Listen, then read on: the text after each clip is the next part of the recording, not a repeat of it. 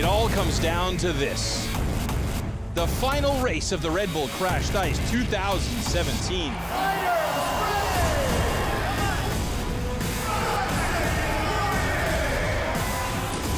He has to win it if he wants the World Championship title. There's no two ways about it. Can he do it? It's going to be close. He stretches out for the win.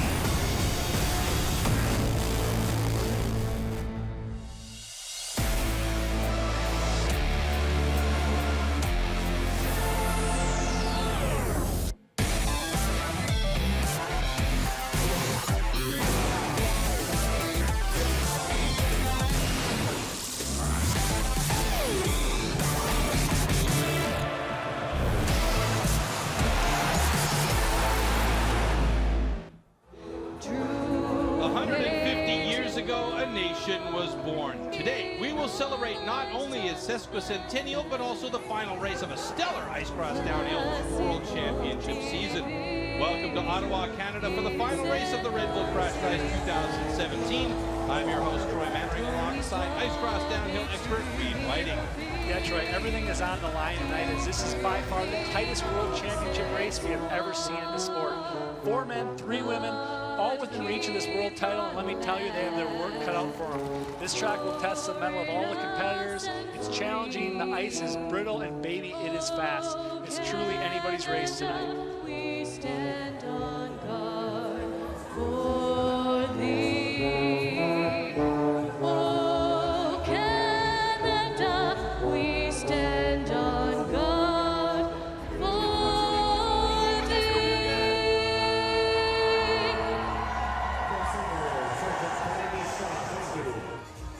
Also a special treat for us of that to have the 23rd Prime Minister of Canada, Justin Trudeau, visit the Red Bull Crashed Ice. That is star power right there. Awesome. We have some gifts for your children as well. All right. Okay. Excellent. Awesome. So glad to be here. Glad to be here. It's great that the weather worked out like this. It's just, Thank you so much. so good. Oh, no. It's outstanding. Well, it's fantastic to have him here, and as long as he's here, hopefully he'll watch the next feature, because this is everything you need to know about ice cross downhill. Fast, physical, tactical. This is Red Bull Crashed Ice. Part of the Ice Cross Downhill World Championship. At each event, consecutive heats of 4 skaters race head-to-head with the slowest 2 eliminated. The challenge. Riders from more than 25 different countries race down towering ice tracks, packed with obstacles at speeds of up to 80 km/h. Hard but fair.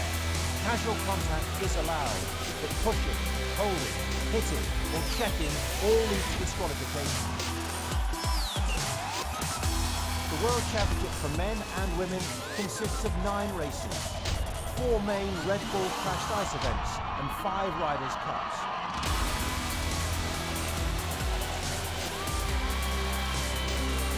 At each event, riders can earn World Championship points. The winner of a Red Bull Crashed Ice event earns 1,000 points. A Riders' Cup winner gets 250 points. The competitor collecting the most points from all races will be crowned Ice Cross Downhill World Champion. Let's go! Well, unseasonably warm temperatures in March have caused a meltdown of the Rideau Canal, but today we are well below zero and conditions are brittle on track. It will make the racing very interesting at -24. That is insanely cold. And this is also a great location. Ottawa has a fantastic history of events here on the canal. Snow and ice and winter cold, freezing its waterways for weeks on end. A city landscape dominated by its Gothic Parliament buildings. Welcome to Ottawa, capital of Canada, and first-time host of the Ice Cross Downhill World Championship on the country's 150th anniversary. the city still remembers a famous toboggan run almost 100 years ago on the same site as the 2017 racetrack. Little wonder Canada's 2015 champion Scott Croxall is counting on huge home support. Being here on home ice, having the Canadian crowd cheering us on, it's going to make a lot of difference. I'll vibe off that and hopefully can feed into my energy and I can do really well here. Croxall is one of 4 riders with a chance of becoming champion in Ottawa. The favourite is Cameron Naz, winner in 2016, currently leading the title race and chasing a place in history. I'd love to make history in this sport. I'd like to be the first ever back-to-back world champion. I'd love to win it 10 times. Marco Delago, champion in 2014, is another in contention, but needs his rivals to fail if he's to close a big points gap on Naz. I don't have to think about anything else but doing my very best, and I definitely have to win if I want to change anything here. And then there's the surprise of the season, Max Dunn, living the dream and earning his place as closest challenger to his fellow American. Could a completely new track be his key to unique championship glory in only his second year? One thing I kind of take pride in is every time I go down the track, I get better. I don't usually mind too much if I'm back in the time trial. I know that every time I'm going to be faster and faster and faster. Now is the time for peak performance. Who will come out on top? A history man or a new man? Ottawa will decide.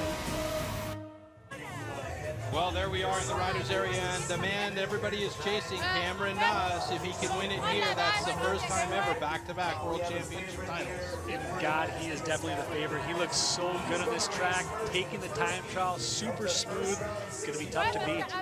All right, of course, there's always Scott Croxall. We heard from him in the feature just before. He is definitely motivated. He wants to have another title under his belt. He's also a guy that can take down Cam, and let's not forget Max Dunn.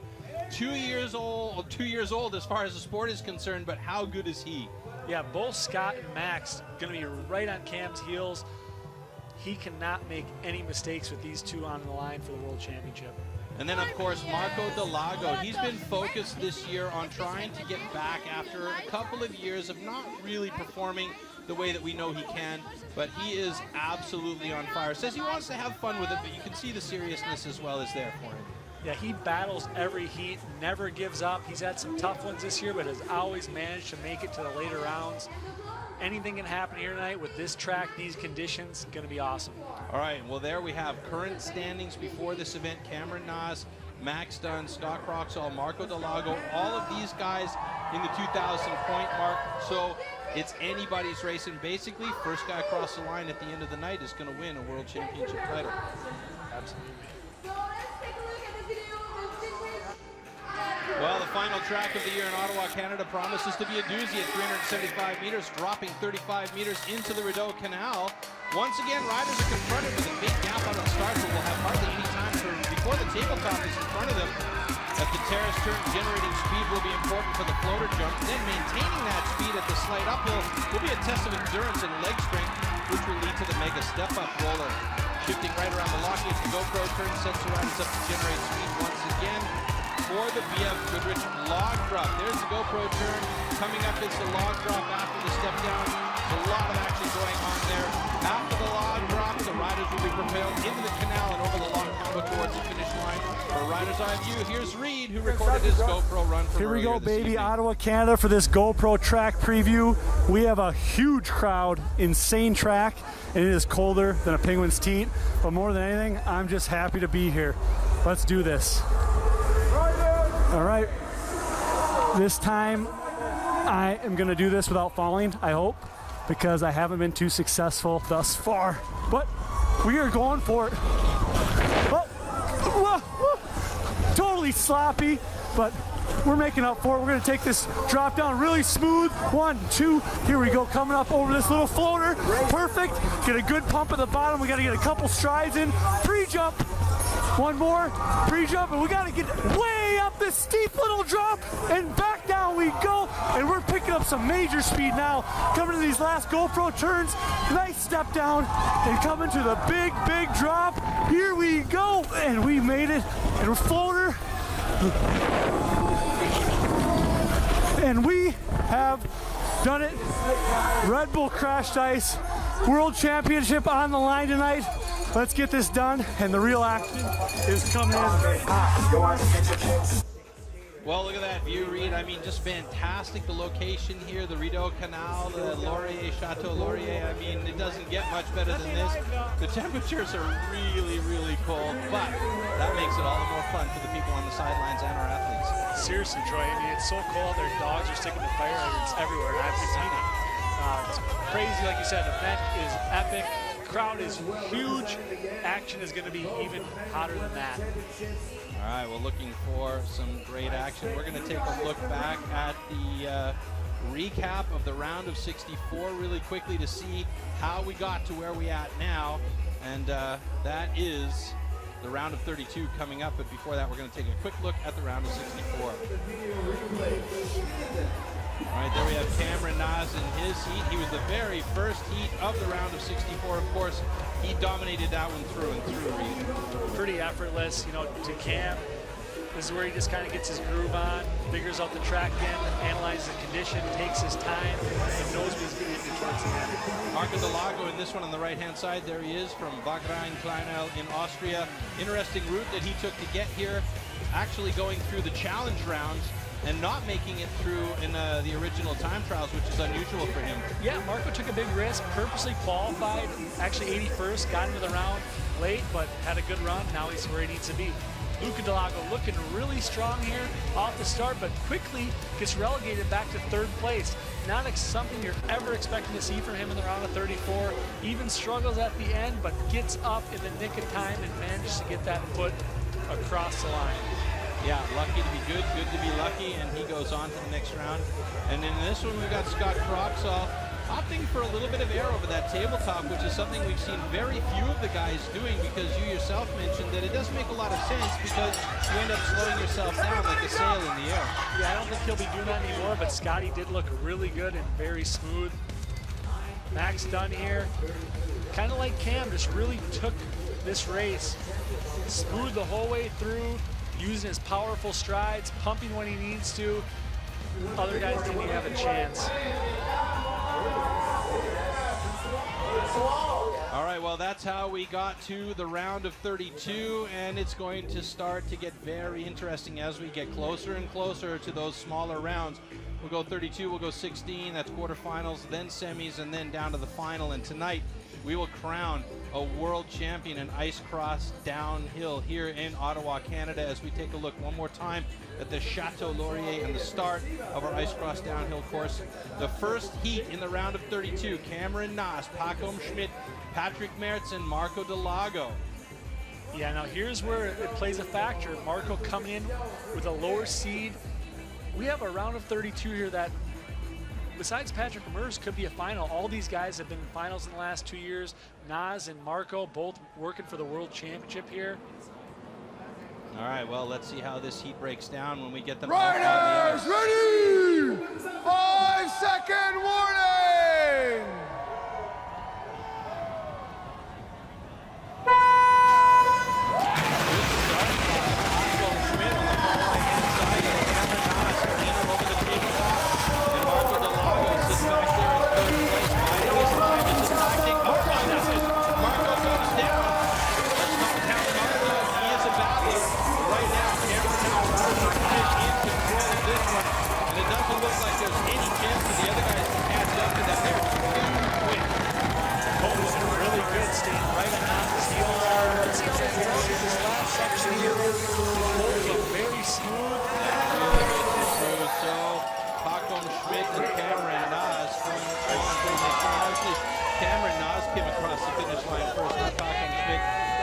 Unfortunately, Marco Delago's night is done, and he is not going to be skating anymore. That's a bit disappointing for him.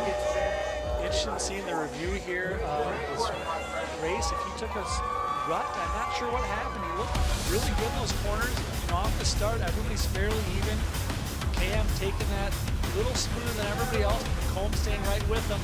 Now, Marco had some work ahead of him with these guys in front, but I still thought he'd be right in until the end. Until this drop-down section. Let's see, he takes one really smooth. Second one, we don't see what happened. That actually looked okay. Right there. He just got a little bit too far back on his heels. Took a little too wide, put a skate in the boards, and it was over from then on. Nas, Schmidt, just dominating the track. real excited to see Pacome Schmidt that close to Nas. I don't think Nas is holding anything back there. Pacome looking really good on this track. So. And that's got to be getting in the head of Cameron as well, because he knows that he's going to be having Pacome in the next heat with him. Yeah, I wouldn't be excited about that if I was. No, not at all. It's exciting for us, though, because that's just going to make the racing that much more interesting. That's what we want, baby. Absolutely. All right, Pacome Schmidt, Cameron Nas. So, next heat, Antti Tolvin and Tristan Dujardil, Sam Nadeau, and Alex Mercier. Another guy I'm expecting Riders big things from Tristan Dujardil. 5 seconds Sitting in 8th in the world right now. Doesn't have the year he might have wanted, but he can make it all up right now.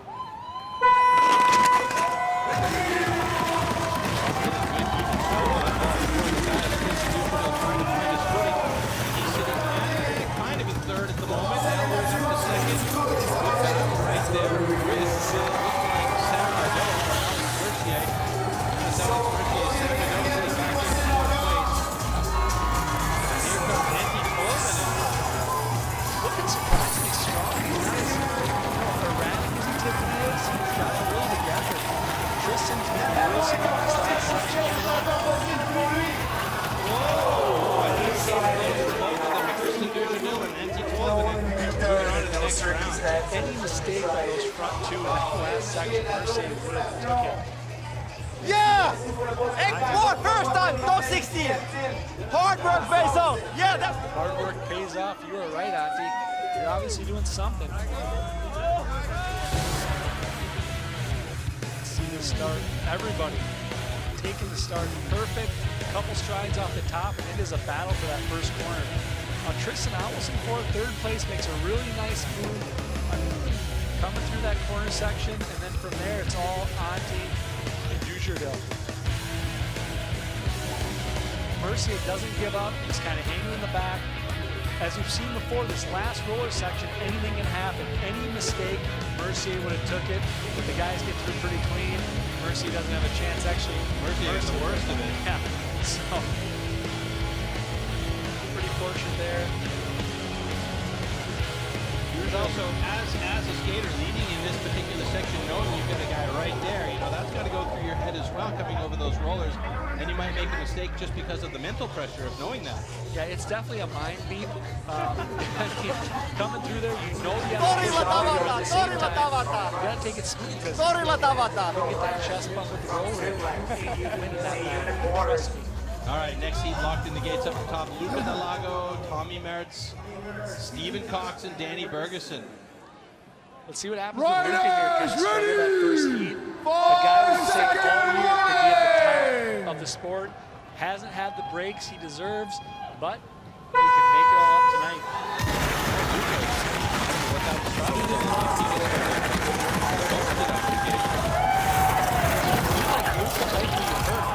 something's wrong. Yeah, that's unusual. Stephen Cox has got this one. Tommy Mertz goes down and just trying to find speed again. That's a good skill from Tommy, but Ferguson passes him over that big, huge roller. Now Tommy's trying to find his legs again to catch up with Danny Ferguson. He's going to be close.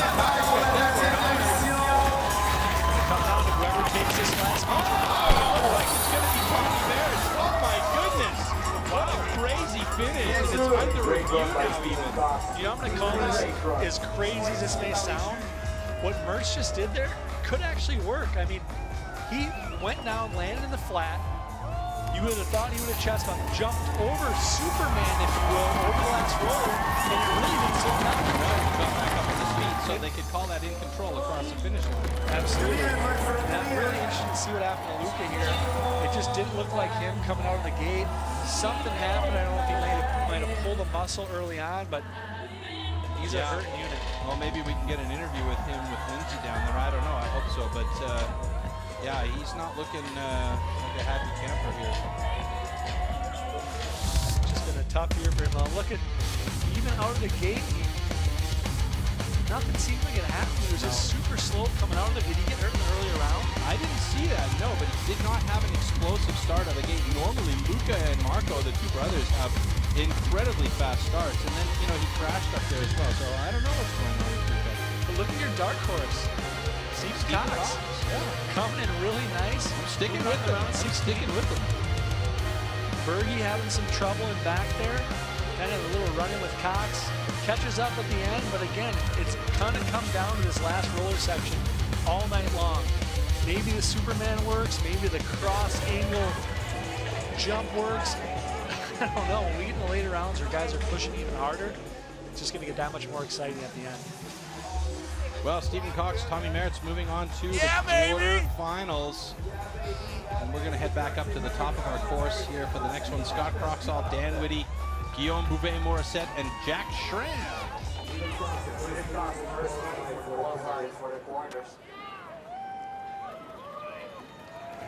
Riders ready! 5-second warning!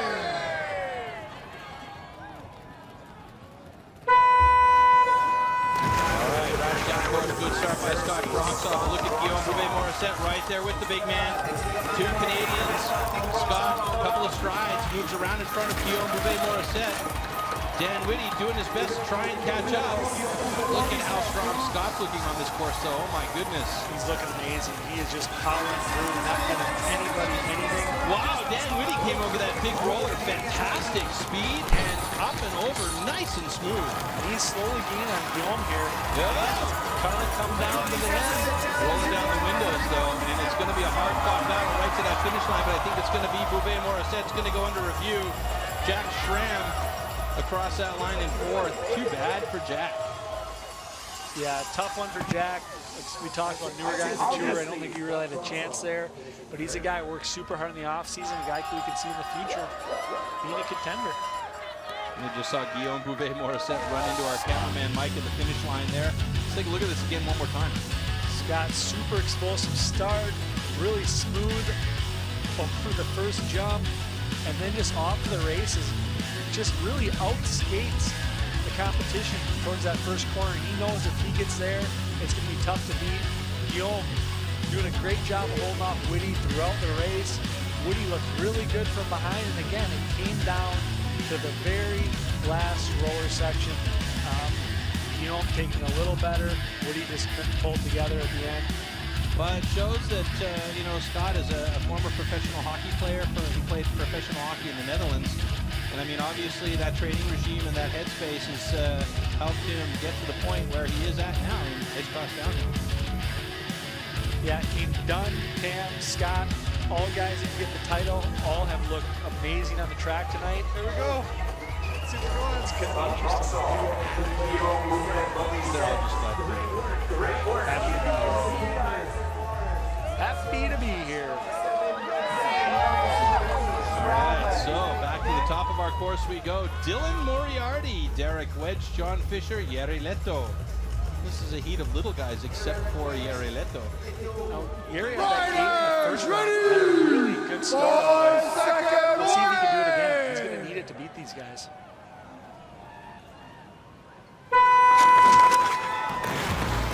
Wow, look at that. Great start from Leto, and he blocks as he moves to the middle of the ice. Taking some good strides, and he is in the lead with Derek Wedge right on his tail.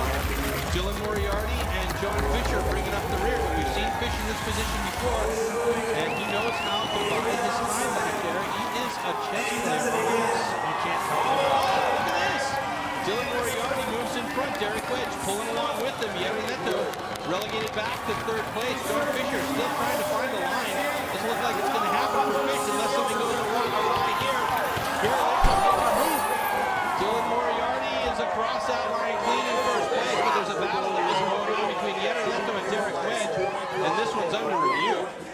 You know, Jere made a really nice move there at the end. The one thing he did, he not only passed Wedge, but he passed him and then slid in front. So therefore, when he struggled on that last roller, Wedge had nowhere to go but right on his butt and propelled him across the line. Yeah, I'll leave that one alone, but it looked like at the finish line, Jere Leto almost did a mohawk around Wedge as they came to the line. I don't know, we'll see that in the review here. Look at that from Dylan Moriarty, though. Yeah, that big step up. Dylan made a really nice move, just took it a little better. Leto getting in front, Wedge kind of trying to grab him, not enough, especially when the skates are way behind him. Oh yeah, that's going to be Leto's run there. Leto moving on. I walked down with the Moriarty boys earlier on, and they said they're both feeling really good about this course, about how the ice is running and everything. So yeah, Dylan Moriarty Let's go, baby. in the next round, and we have the next seed in the blocks with Richard Van Viehe, Marcus Jola, Tyler Woody, and Mika Jukalainen. 5-second warning!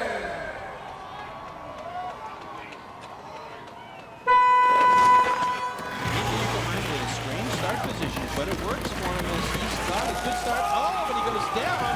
And Richard Van Viehe, who looked good earlier on, is looking good again here in this heat.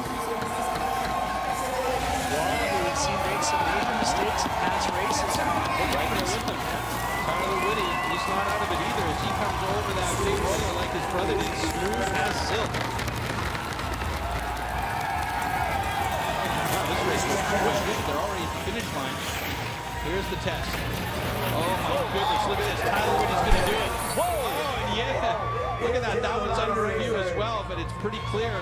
Tyler Woody came across with Richard Van Viehe, and Marcus Juola just didn't quite make it. Marcus Wallach cannot get a break. A guy who's always qualified in the top 10. Definitely has the skills to be a top rider, but just can never connect the dots when it comes to the race. Yeah, and he's been doing so well today. It looks solid, but this was just one small mistake at the end, and that was it for him.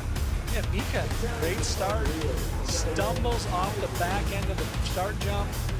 Van Vliet really smooth through the whole race. Waller right there with him. Whitty just kind of slowly battling back, inching up on him the whole way through, biding his time, kind of a Fisher type move, waiting for the opportunity and then taking it. Waller tries to go side to side a little too much, hits the boards, and Whitty is in. Whitty might even have got first there. Yeah, I think so.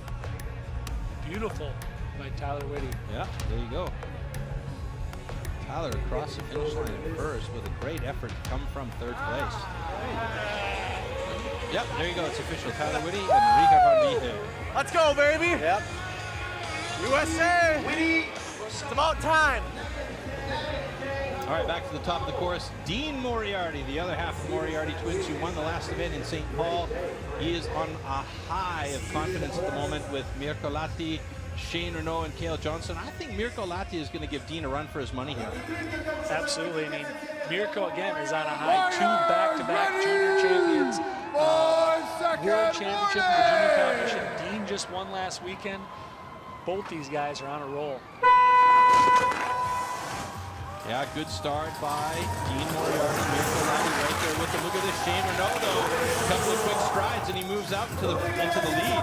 Shane has super quick feet that he showed right there. Yeah. He knew to have a chance, he really needed to get in this first position. And look at Lahti right behind the podium. Wow, that's interesting. He's in tough in this one. I thought he was going to do better. Shane Renaud makes a small mistake there. Dean Moriarty passing, and Shane Renaud getting pressure from Lahti now, who's in third place. He's moved up.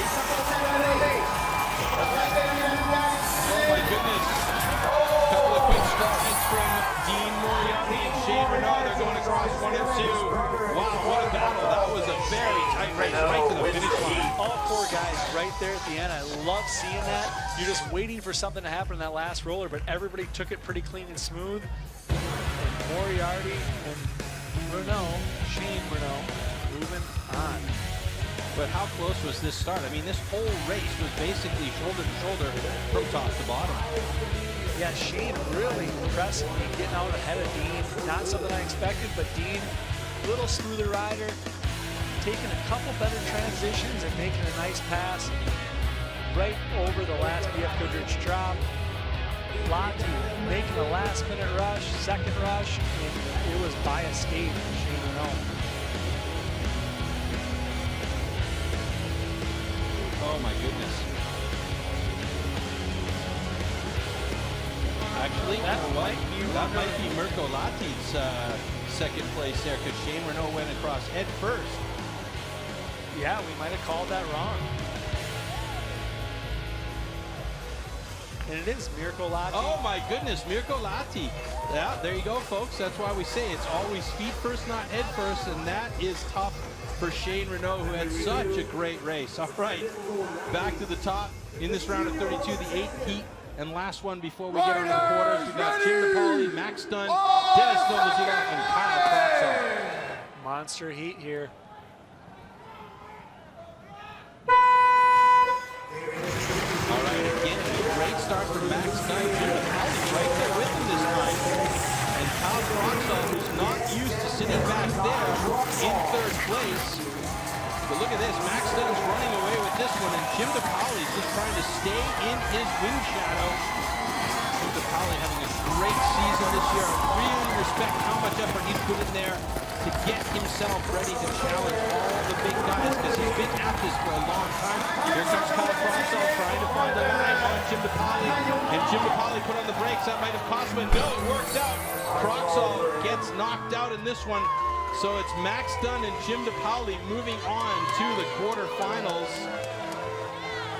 I think Kyle's doing a bit. He actually took a pretty big fall in practice this week, had stitches in both of his elbows. I mean, it's tough playing hurt, but I really thought Kyle made a great push at the end. Yeah. Almost came back and took a pass on DePaoli. It's just tough when you're injured, no question. Great start by all three guys. Almost dead even over the first jump.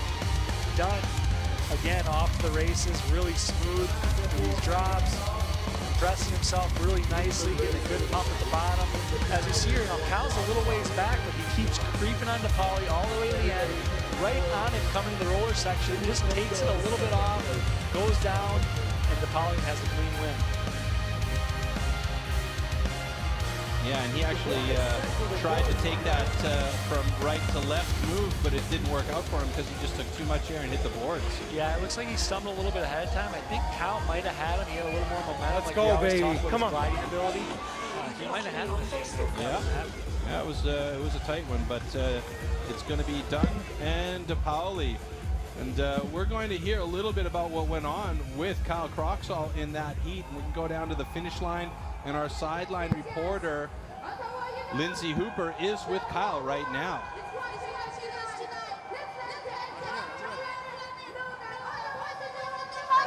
Kyle, what do you feel happened in that race for you? Stopped at a hard start there, trying to catch up. One of the fans smoked my helmet on the way down when I was trying to catch up, and mixed up on the rollers there, so rough luck. Yeah, how do you feel about the season as a whole? It's a decent season, sitting in 6th, so see what happens after tonight. I don't know if anyone can pass me here, but we'll see. And now rooting for your brother?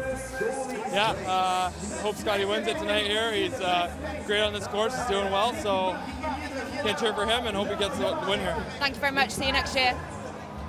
All right, well, the last few events we've had what's called a parade of champions. And now we're going to take a look back at the history of the champions on ice cross downhill. Reaching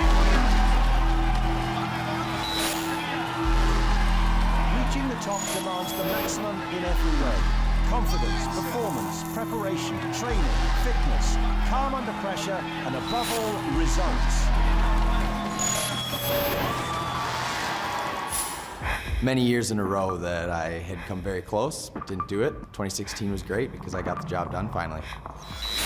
Something I've noticed in the last few years is being the hunted is kind of a great thing. You know, you're a role model in the sport, and with all the guys that have been hunting me down in the last years, they're watching what I'm doing, they're analyzing, and they're figuring out what it is that I'm doing, and I'm happy to be the hunted. This is an exclusive club of champions. 7 different winners over 7 years of competition from the start in 2010. I was the first world champion in Red Bull Crashed Ice. No one before did this, and that was a great moment for me to win the Red Bull Crashed Ice season in Quebec. In 6 years out of 7, Canada has staged the decisive championship finale. Finland's Arttu Pilainen won in 2011, followed by a home hero in the climax to the next season. I was world champion in 2012. It meant a lot to me. It was great to be the best of the sport in that specific year. I put a lot of effort into training in the off season, and to be the best at something is always a great feeling. 2014 belonged to Derek Wedge, the Swiss American, winning just enough points in the closest of finishes to take the title. But the next year couldn't have been more different, dominated completely by a young Austrian. For me, it was definitely my goal. When I found myself in that situation to make it, that was pretty exciting. I'm super happy to have that moment in my life. Winning that world championship, it meant everything to me. That's what I worked for so hard in the off seasons for years and years, and lots of runner-ups and second places, third places. It was just a lot of weight off my shoulders, and couldn't be happier. Winning the title was like a weight removed from the younger Croxall brother. Winning races at last became a habit, until Cameron Naz hit the front in 2016. It'd be amazing to be the only person to win back-to-back world championships. Nobody did it so far, so that's the next, major thing to accomplish in our sport, I believe. To become two-time world champion would be first in history. I'd love to make history in this sport. I'd like to be the first ever back-to-back world champion. Yeah, I look forward to it, and I'm up for the challenge.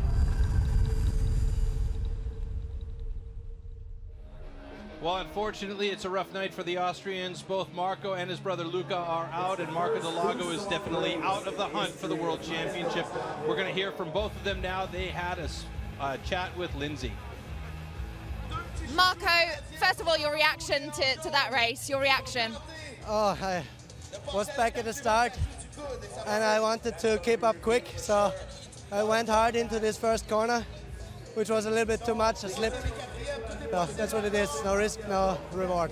But you have pushed it all the way to here in Ottawa. So what do you feel of the season as a whole for you? So after the last 2 seasons, I'm overall happy. I had good results. I had lots of fun. I know I can do better, so I will be back next year. Luca, not the way you wanted to finish the season, I'm guessing.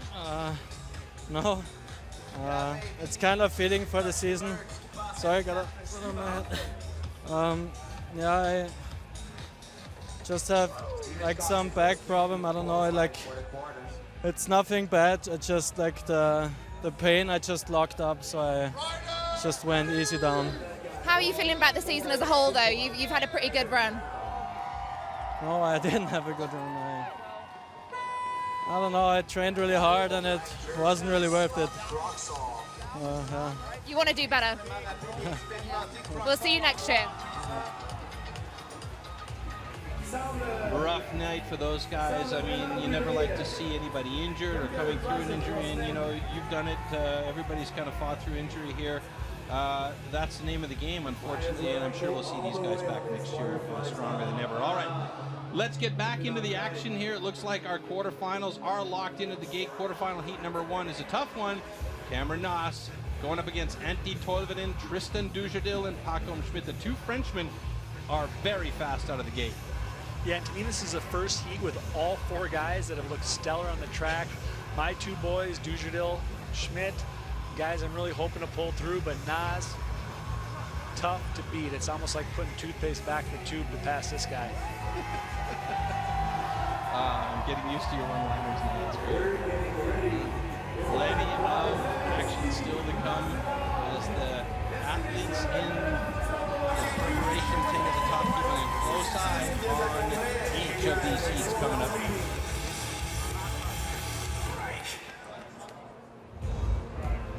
Just waiting for our course officials to give us the go for the track as the guys are starting to get cold.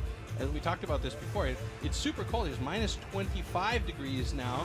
When we started the race, it was minus 22. It's minus 25 now. So, being able to handle this temperature is a big part of being able to maintain your skill on the course here. So that's part of one of the keys to the race that we talked about is handling the temperature. Here we go. Absolutely.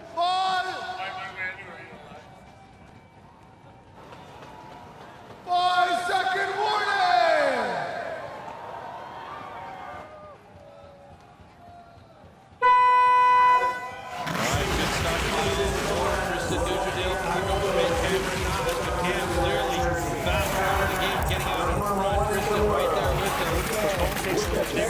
Gets him to forward.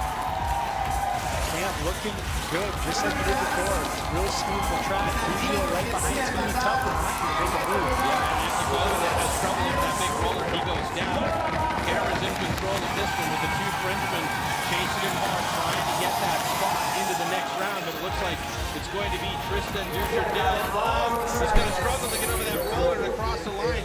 Cam's got it, and Tristan's going to go with him. As tight as it would have been, Tristan almost giving it to McComb. McComb never gave up to the end there. Really pushed hard, coming through the last section of the course after that initial fall. Tristan makes a small mistake, but lucky for him, it did not cost him. Nas, Dujardil moving on to the semis.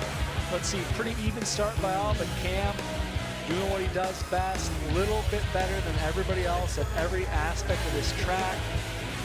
God, he's smooth. The guys are saying it's fun. Down really quickly and just uses every inch of the track to his advantage. Absolutely. I mean, after qualifiers, the Moriartys were joking around saying Cam isn't human because some of the stuff he's able to do out here that other guys aren't is truly remarkable. Not to say that Dunn, Croxel can't be right there with them, but they have their work cut out for them. Yeah, most definitely. I mean, Cameron Nas has been for the last 2 years, since actually the last event 2 years ago in Edmonton, he's been the dominant athlete in the sport. Absolutely. All right, back to the top we go. Our next seed in the quarterfinals here, Scott Croxall, Tommy Mertz, Stephen Cox, and Guillaume Bouvet-Morissette. Let's see what Scotty's got here. He's going to be facing Nas in the next round. Done there, the only one left in the bottom of the bracket. Looking a little bit nervous there in the Riders Lounge. Yeah, he is. A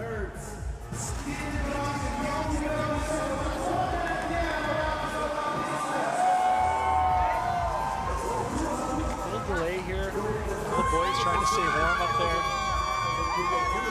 Not easy with negative 24 degrees. I think my toes are still frozen from being out there an hour ago. Yeah, we're in the box and my toes are frozen. Stephen Cox looking relaxed up there as he's grooving to the music from our DJ on site. Cox in the quarters. Can he move on? I'd say I would agree with your dark horse move for the season if he makes a semifinal. Yeah. I would say I was wrong, and I'm rarely wrong. Riders ready! 5-second warning!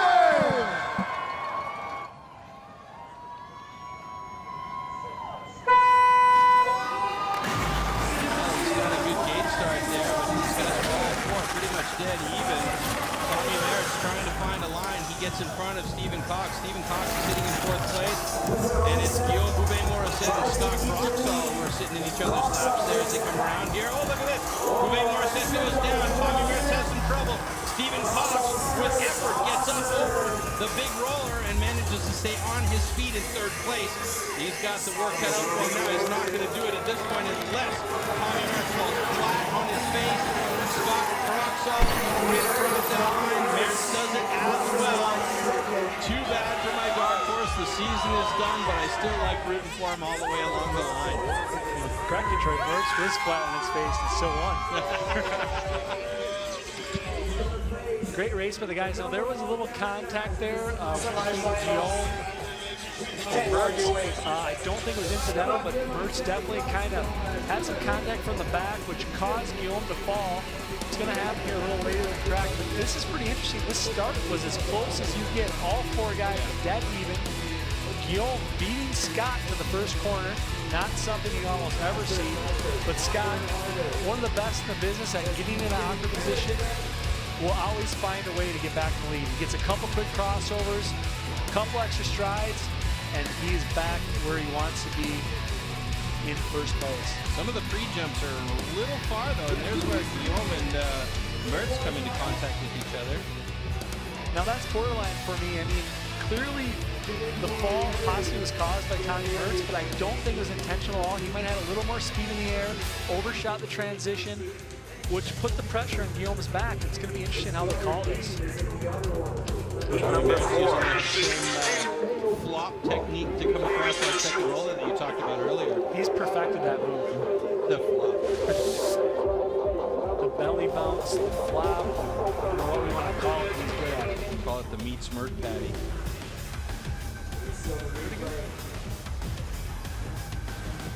Ooh, Guillaume. Tough break for him there. And you know, Guillaume kind of overshot that transition too. You know, when you come off a transition and don't make the bottom section of it, you hit the flat. I don't even know if Mertz's contact really even caused it. Now you could see that Tommy had his hand there, but he just lifted it up. So it seemed like that the momentum was the thing that got him. Let's go! All right, so it's Scott Croxall, Tommy Mertz moving on to the next round. We go back to the top. Dylan Moriarty, Richard Van Viehe, Tyler Whitty, and Jere Leto in this one.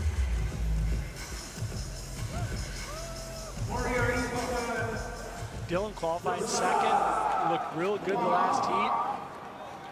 Van Viehe, though, too, has really took a dominant start on all his races so far. Ready! It's a pretty even 5-second warning!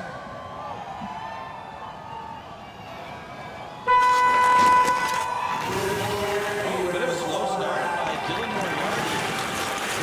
Again. Out there in front, Richard Van Viehe in second place. Back in hard with Tyler Whitty. Richard Van Viehe had just a little bit of a bigger body than Tyler Whitty, manages to muscle his way into second place there. Jere Leto holding on to the lead with a great start. Dylan. Down, Yeah, no, not really, but he got back up there and into it. Look at this, he's really pushing hard to try and catch up. Tyler Whitty makes an awesome pass on Leto. I think Leto must have stumbled there when the camera angle was back. Look at that. That's going to go under review, I think. Or not.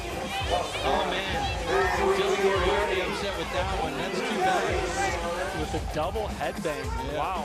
That is rough. But Richard Van Viehe, hey, this guy, unbelievable. Even though he didn't make it in this one, it's been a real good showing from him. I guess he's earned his vacation in Florida.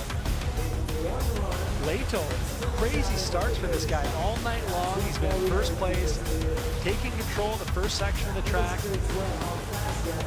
Dylan, not a guy we usually see in the back, really had to fight his way through.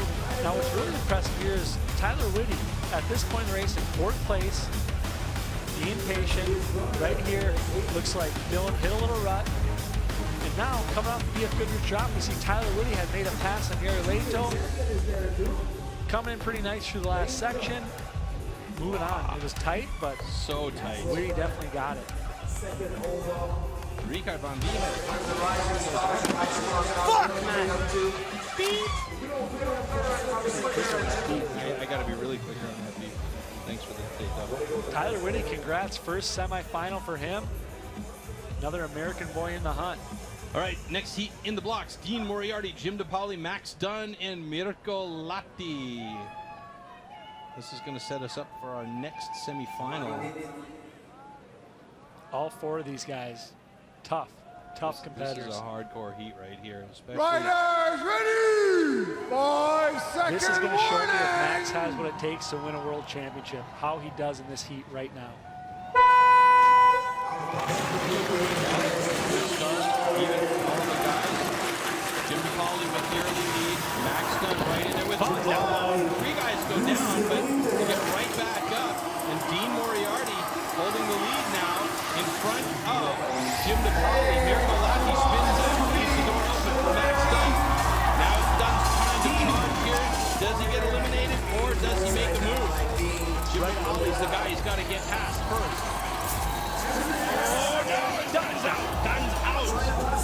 Oh, Dean is out. Dean is not out yet, but he has gone down hard. And this one belongs to Jim DePauli as Dean Moriarty loops out in an epic crash just before the finish line. And Max Dunn, unfortunately, it's a no-go for him. So that's one less competitor to go against. Cameron Nash and Scott Croxall for the title this year. All over this track, guys are yard selling everywhere. All four guys took major hits that run. I think the ice conditions are finally starting to play a role. Ruts are starting to get prevalent and guys are hitting them because for these top guys, you're not going to see that many falls typically, that many accidents. The competition's getting so much tighter. Everybody's got to push that much harder and it's costing everybody. Look at Latti. Tough break for him. And Dean took advantage of every opportunity in that one and moved forward here. I really thought Dunn was going to make a comeback here. He was looking real smooth at the end. Watch this crash by Dean at the end, though, as he just overshoots big time. And boy, if he was a bigger guy, he'd probably have a third leg to talk about there. He looks as confused as a homeless man in house arrest after that hit.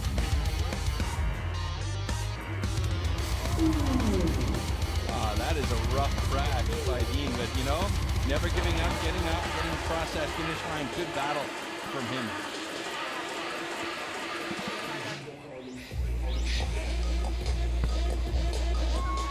All right, well, Max Dunn is out of World Championship 1. We're going to go down and hear from him. He is with Lindsay Hooper, our sideline reporter, in the finish area right now.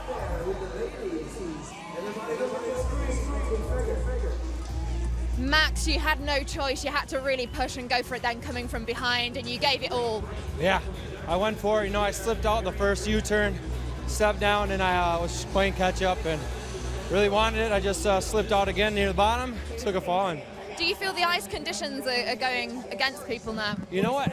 They're actually really good. Earlier this morning, practice was pretty the ice was really brittle, a lot of ruts, but right now I'm loving it. It's really good. I just made one mistake. And that's all it takes. Yep, that's racing, so it happens. Okay, thanks very much. All right, well, there's one of the guys there, Cameron Naas. He is still in the hunt for that world title. Can he take a second one? We'll see. But before that happens, we're going to check out some women's semifinal action. And we also have a little interview with Naas and Scott by the sound of it here. Cameron, you feeling good out there? Yeah, feeling good. The ice is holding up better than we thought, and yeah, just hoping to keep it going. Scott, are you feeling more and more confident each run? Yeah, I mean, this is a tricky course, and I'm pretty comfortable here, so just want to make my friends and family happy here. And they're all watching. Yeah, they're pumped. Good luck next time. Well, this battle is going to go down to the wire between these two guys once again, Reed, and we also have a great competition that's happening for the ladies. As I mentioned earlier, we have the women's semifinal coming at you here, and we saw some great racing from the ladies earlier on. Tamara Kaya, Elaine Topolniski, Junko Yamamoto, Kari Bush are in that first semifinal heat, so we're going to get that underway here. The second season of the Women's World Championship on the Ice Cross Downhill Tour is building to a spectacular showdown. Canadian Jacqueline Leger was champion in 2016, and that made her the rider to beat all winter. There is a big target on my back, and everyone's really hungry for the title this year, so there's quite a bit of pressure, but I don't see it too different from last year, because last year there was a lot of pressure for being the first Women's World Champion, so I'm trying not to overthink it too much. Leger proved her determination to retain the title in the first race of the season in France. She was the dominant winner in Marseille, comfortably clear of her rivals. But it was a different story at the next two races in Finland and the USA.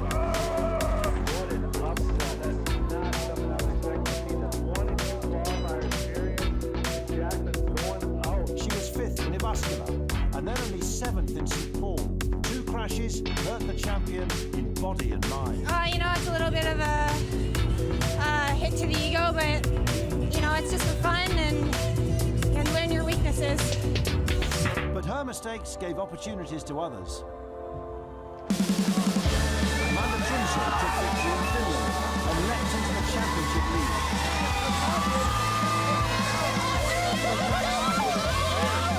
If I could be the first women's American world champion, that would be awesome. In St. Paul, Trinshall could have wrapped up the title, but crashed before the finish, and Miriam Trepanier took her first win. I think that adding that championship title at the end has improved the women's field tremendously.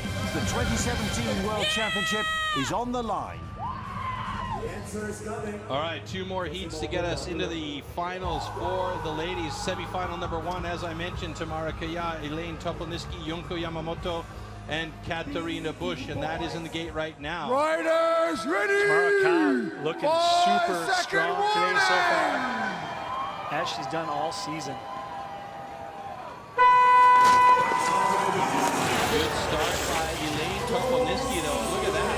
She has just taken this one way out. Tamara Kaya, she went down to the tabletop, up at the top there, and she is well back in fourth place. Yamamoto is sitting in second place with Kari Bush biding her time in third.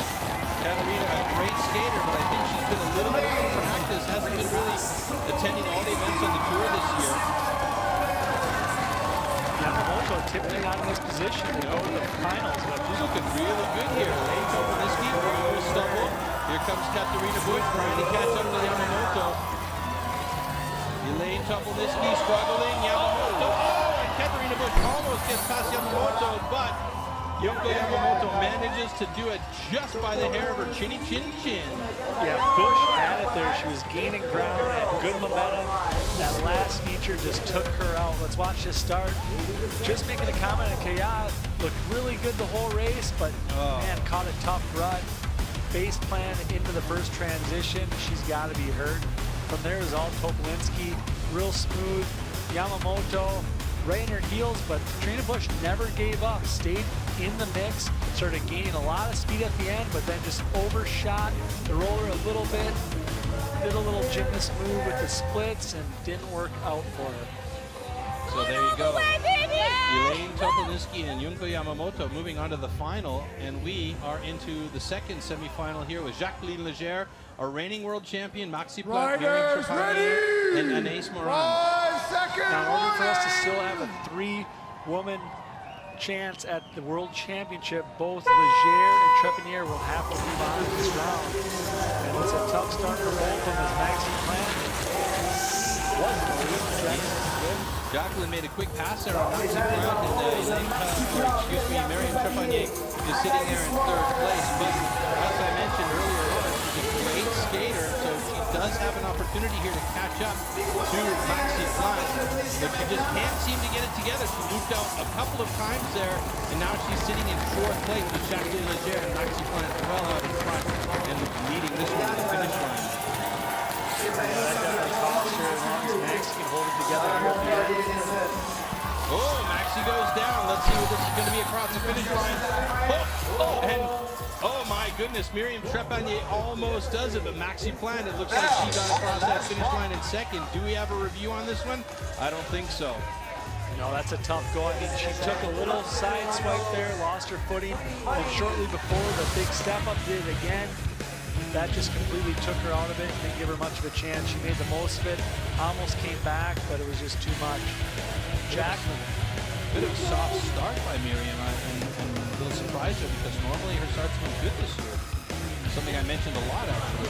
Yeah, I think it looks like she might have hit a couple ruts in the ice. I don't think it was any fault of her own. You know, as we said, these ice conditions, as the night goes on, it's getting more brittle. More breaks are happening. You know, it's just tough. You're almost playing Russian roulette out there. Oh, look how close that was. Wow, great effort from Miriam, though. Wow.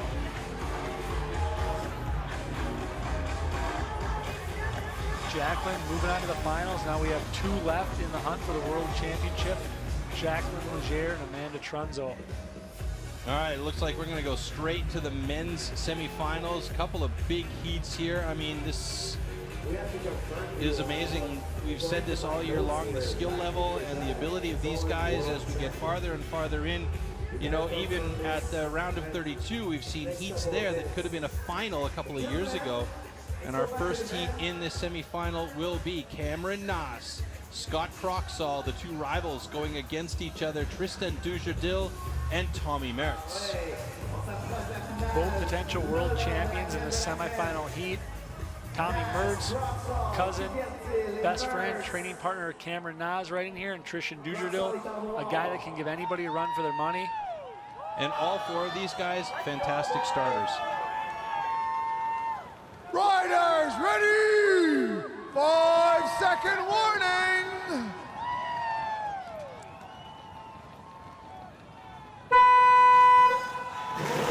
Really good start from Tommy Mertz there. Look at that. Moves into first place. Tristan Dujardil sneaks in right behind Scott Croxall. Looking for an opening here. It's tight. All 4 guys pretty close together, each within striking distance of the other. Tristan's looking really good on this track. Keep out in front of Croxall. Yeah, and he's holding him back really well as well. Look at this, coming to the finish line. Scott looking for that line in. Does he do it? It looks like he's going to get up there and win this one. Oh my goodness. It's under review. It looks like we're going to have a photo finish, but I do believe Scott Croxall came across that line in first place. What an effort by him. If that's the actual case after the video review and the the photo finish. That is going to be an incredible effort. The question is, where was Cam? Where was Tristan? Yeah, I think Cam clearly came out in front of Tristan at least. Scott, wow, what a move at the end there. Definitely a tough situation coming to those rollers full speed, and he did it with style. Took a page out of Tommy Mertz's book. What's really impressive here is Tristan Dujardil.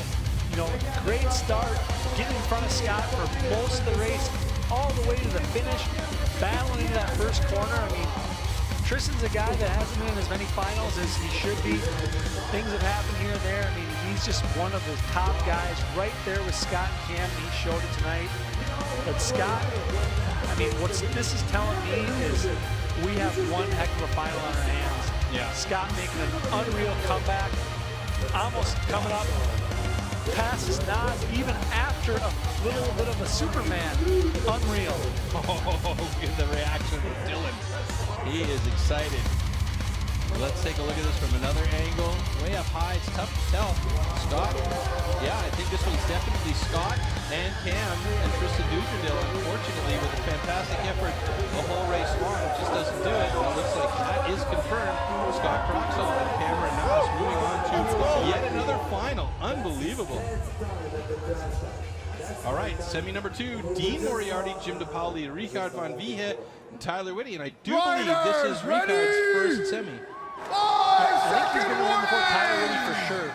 First semi. It's usually Dan we see in these final rounds. Right. But Tyler had a tough break last year with an injury, coming back super strong, even taking the lead on this first start. This is a great start. Look at this. Oh, Dean Moriarty battling hard, trying to get in there. Richard Van Viehe sitting in second place behind Jim DePauli, who's got a nice lead now up in front.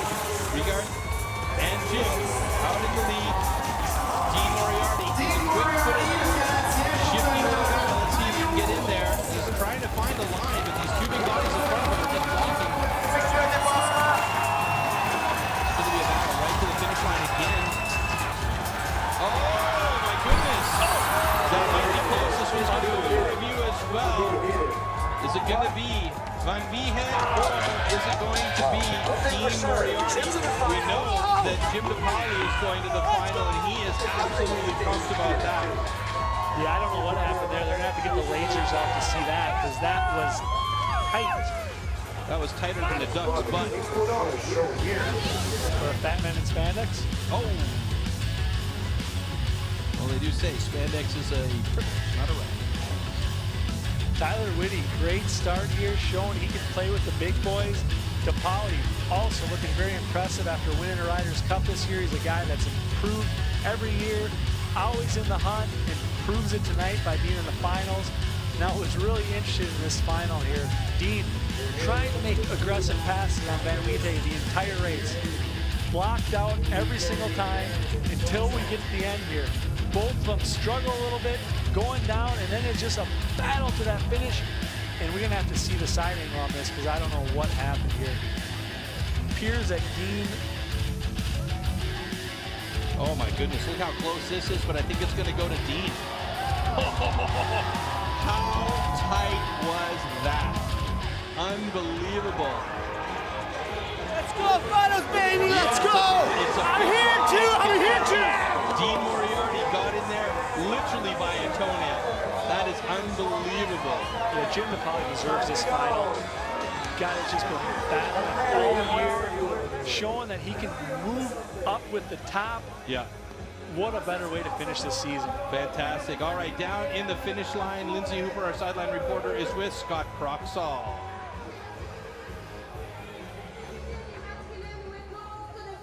Scott, that was some move over the final rollers there. Yeah, I mean, I'm going to do anything to win and put it all on the line there. And you want a repeat of that now in the final. Yep, hopefully I can get a first place and be on top of that podium. Good luck next time.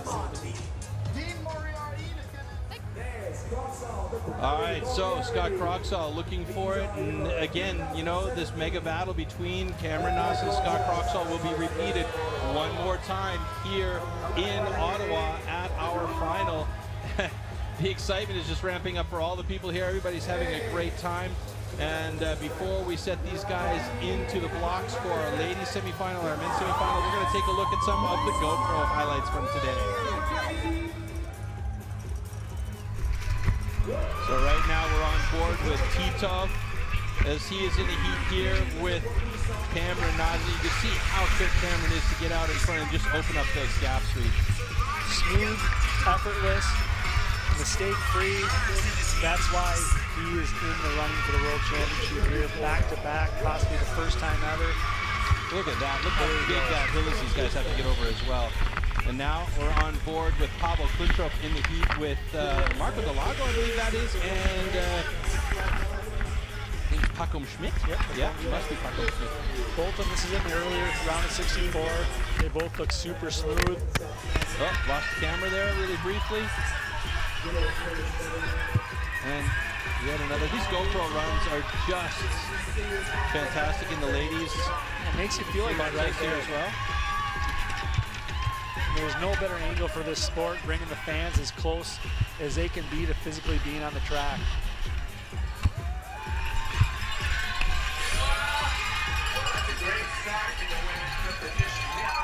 All right, well, fitting that our last lady in the GoPro, or the last GoPro feature, excuse me, was a lady, because we are going to have our women's final coming up next. Now, folks, this is going to be where we crown our women's world champion. Jacqueline Legere is still in the mix. Elaine Topolnitsky is in the mix. Junko Yamamoto is in the mix here. Maxi Plant.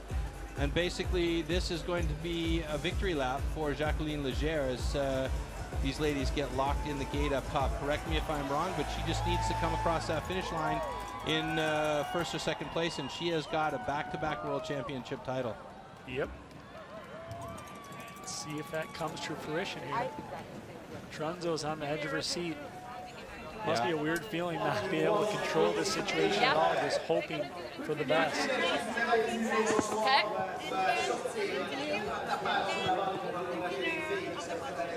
Okay.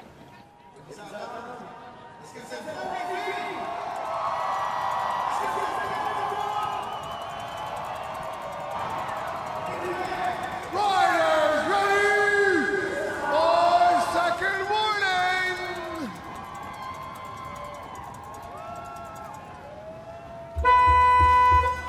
All right, so Jacqueline Legere has to come across first or second here in order to win the World Championship title, and she has got a tentative lead right now. Maxi Plant right there with her, though.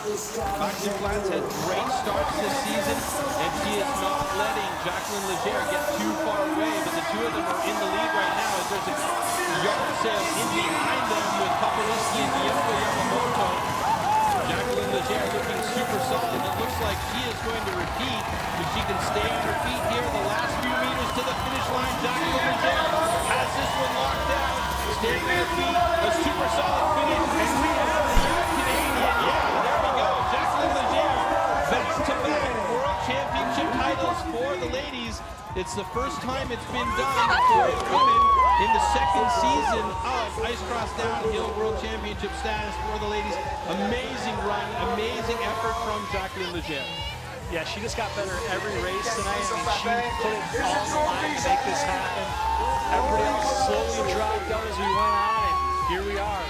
World champion, Ottawa champion. She deserves every bit of this.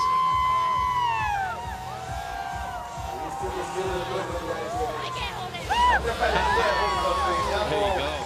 The trophy for the win here in Ottawa. What a fantastic effort. She got to give it to Maxi Plant for those starts, and Amanda Trunzo in the background there as well. Unfortunately, she wasn't able to race due to injury. Oh, Maxi Plant, you know, we've been talking about her the last couple races. She's another girl right here with Jacqueline most of the race. Gets better every time. Somebody might see working a world title next year, you know. Very possible, very possible. I mean, there's so many fantastic women athletes that are coming into the sport that are realizing that there is definitely a possibility and opportunity there for them. And we're definitely going to see the skill level rise even more for the ladies in the next years. Oh, it's been incredible this year. I mean, they're all training really hard. Every one of them is getting so much better and really impressing everybody out here. Jacqueline, though, she's been at the top of this sport since it began for the women. Trains her butt off, one of the hardest working women in the sport of ice cross downhill. Does so many other extreme things that help her prepare for this season. I mean, she deserved it. She earned it this year. And interesting, we're noticing now that the final heat here for the ladies is under review. And looks like we are going to go down to Lindsay, who is with Jacqueline Leger right now.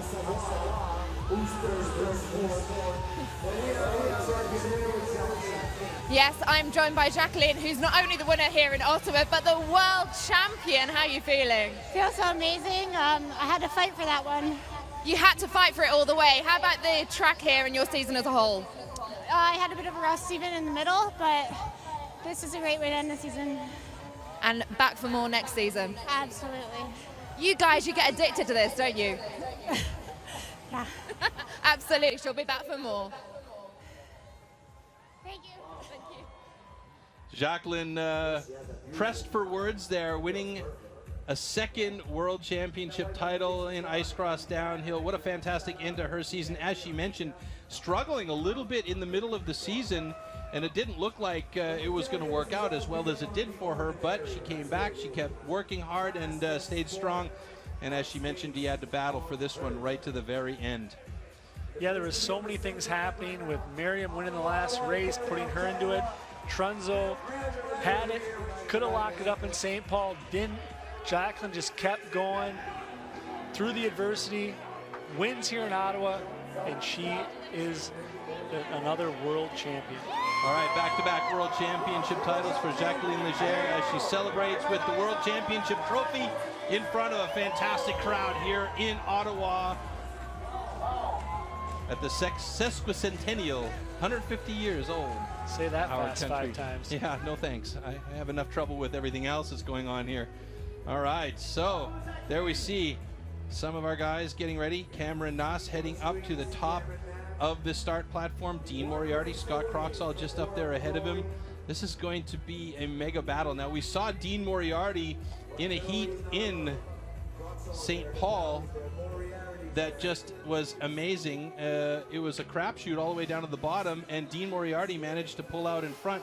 Can he do it again here against two big bodies? First of all, Scott Croxall wasn't in the final in St. Paul, so we didn't have that dynamic of Scott and Cam both battling for a world championship title, and Dean could be the spoiler here. But Jim DePauli's been looking really fantastic today, and there's our lineup. Dean Moriarty, Cameron Noss, Scott Croxall, Jim DePauli. Our men's final here in Ottawa coming up. Yeah, Jim's a guy I don't think we can count out. I mean, obviously this race with the world champion is all about Cam and Scott, but it's anybody's game. With this track, the brittle ice, that last feature, all these guys looking phenomenal tonight. Anything can happen. Jeff Bowser's USA. Come on.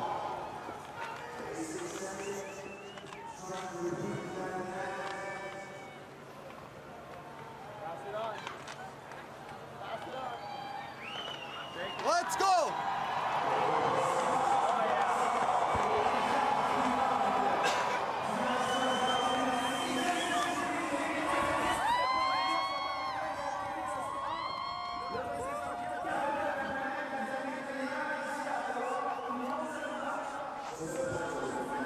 Let's go!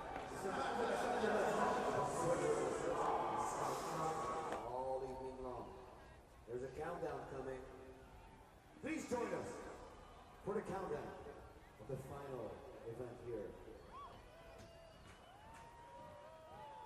13, 12, 11, 10, 9, 8, 7, 6, 5, 4, 3, 2, 1.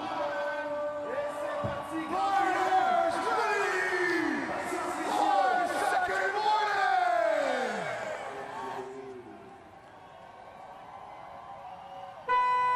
All right, here we go. Ottawa final on course. dead even start by all four of these guys. Jim DePauli, though, look at this, sneaking in there to try and find some space. And Scott Croxall loops out big time. I don't know if he got a tag there or if he lost the blade on the inside edge. Dean Moriarty sneaks onto the inside. Cam's down. Cam goes down really quickly. Dean Moriarty with some good momentum. Will he be able to catch up to the reigning world champion Jim DePauli in there as well, doing his best to use those long strides of his to get into this finish area? Cam Nas looking good, and he's going to do it. Cam Nas, world champion. 2 times back-to-back. It's never been done before. It's a history-making event for Cameron Nas. What a race. Everybody in there tight to the finish with the exception of Scott. Cam Nas doing what nobody has ever done before. 2-time world champion. Wow. And he deserves it. What a final. Jim DePauli came in hard. And look at this. Scott Croxall throwing in a submission for a protest. And we're going to look back at this in the replay to see what actually went on up there. This one's under review. Weird. It just doesn't get any stranger. And now we got some controversy going on here. Didn't really see what happened there, but we're going to get a very slow-mo image of this first corner. Yeah, let's have a look here.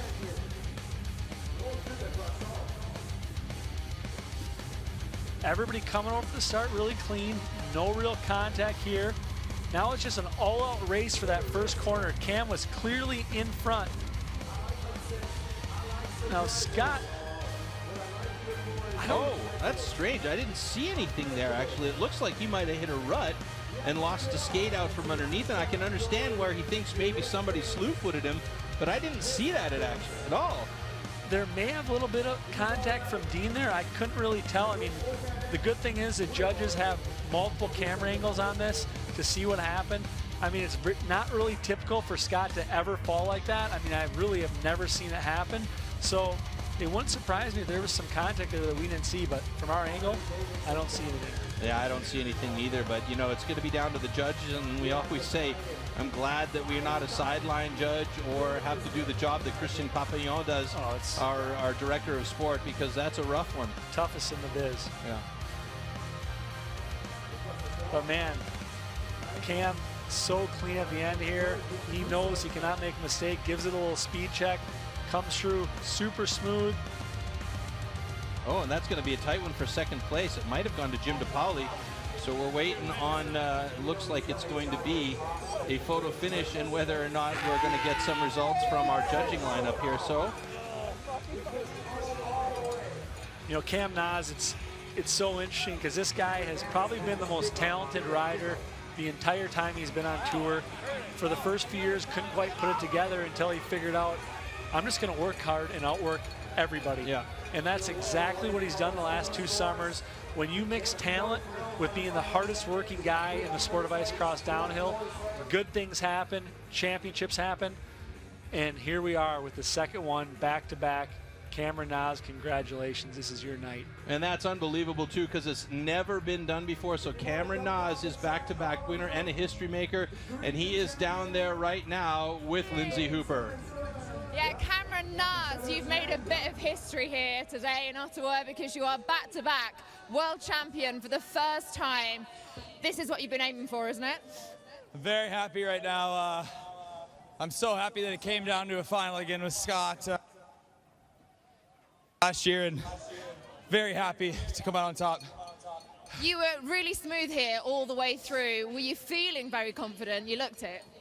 Yeah, I felt good. The ice held up better than we thought, and that final was wild. I heard a loud noise behind me. Someone hit the boards, and I honestly didn't know who, but then the announcer said Croxall's down, and yeah, I think I relaxed a little bit too much because I fell on that big Harley wall thing, and yeah, stoked. Tell us what's next for Cameron Nas, because at the moment you are dominating this sport. Short term, I'm going to go have a fun time with my buddies tonight and just enjoy Canada. And it's such a close crew, isn't it? Very close. We're going to have a good time tonight. And a word for this finale crowd. Wow, Ottawa, thank you. I know it's cold out, but You guys did it. Made an amazing event here. Thank you. Thanks very much. Congratulations. Cameron Naz, always the diplomat in those situations, and you know, deserving winner and a great representative of the sport of ice cross downhill going into the future. And I think that a lot of kids will look at this guy and see him as the example of how an athlete can perform and do really well. And as we take a look here, the final results here in Ottawa, Cameron Naz wins it. That was a clear win for him. Dean Moriarty right on his tail. Jim DePauli and Dean battling right to the skate at the finish line there. And Scott Croxall, unfortunate for him, he hits the boards hard, gets a 4th place here. But you know, Scott is a battler. He's a champion as well. He knows how to do it. He's going to come back. But you know who's going to be really fun to watch next year? The Moriarty boys. And we're going to take a look really quick here at some of the best moments of the event from Cameron Naz.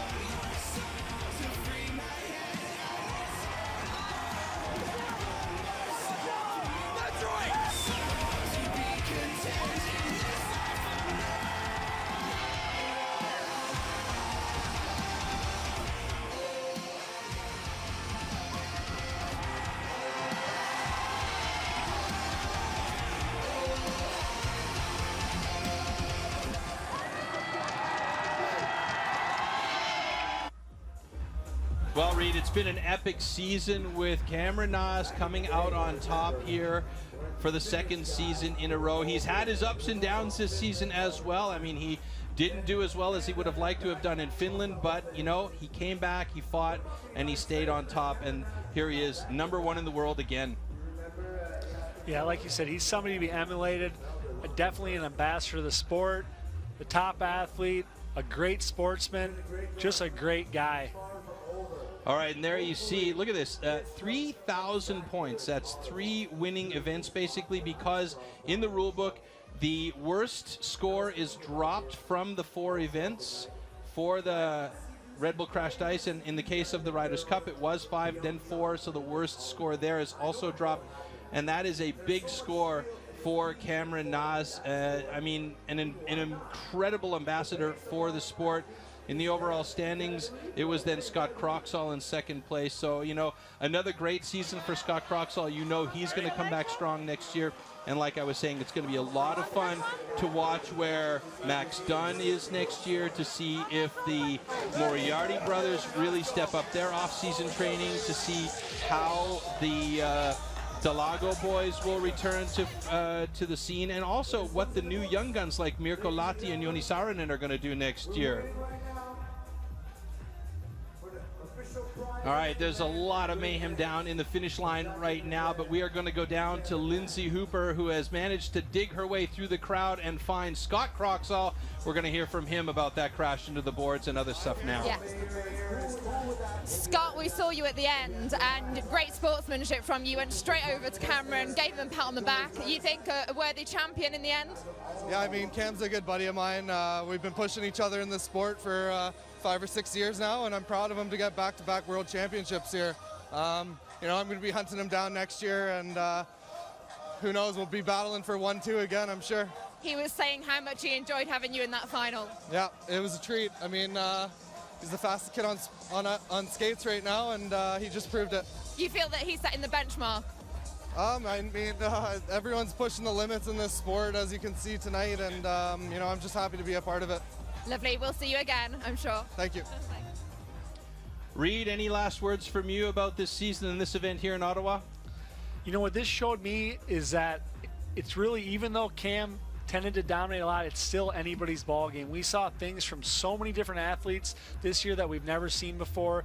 Like you said, next year it's anybody's ball game. Scott's going to be coming back hard. The Moriartys, Arties, Tristan Dujardil, Jim DePauli, somebody showing us stuff. So the field is just getting tighter, tighter, and tighter every year, and just makes this race, this sport, more exciting. 3 different winners in 3 events leading up to this last event, and it's finally Cameron Naz winning the World Championship title. Hey, we hope you guys enjoyed the event here in Ottawa and the entire Ice Cross Downhill World Championship Series and Red Bull Crashed Ice events.